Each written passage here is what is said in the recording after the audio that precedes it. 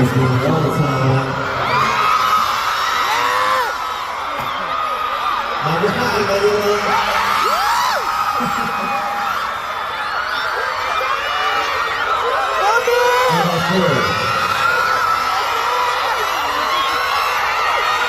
Love